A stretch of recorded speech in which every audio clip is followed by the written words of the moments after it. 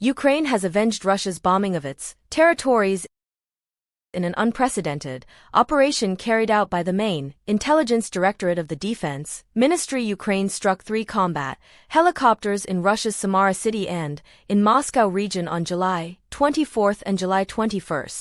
Respectively, 2 Russian Mi-28 and C-226 combat helicopters were struck on the night leading to July 21 in Tomilino settlement in Russia's Moscow region on the territory of National Helicopter Manufacturing Center Mil and Kamov, joint stock company and aircraft manufacturing enterprise that specializes in the development, production, and repair of helicopters. The helicopters were hit as a result of sabotage activities by the main intelligence directorate. The 3rd Russian helicopter was struck on the territory of the CZ airfield in Samara on July 24. The targeted helicopter was a multi-purpose Mi-8. Kremlin has not commented on the attack on its helicopters yet. It should be noted that Russia has stepped up its large-scale attacks on Ukraine's civilian infrastructure in recent months. Mi-28 and C-226 helicopters are widely used in Russia's war of aggression in Ukraine that started in February 2022.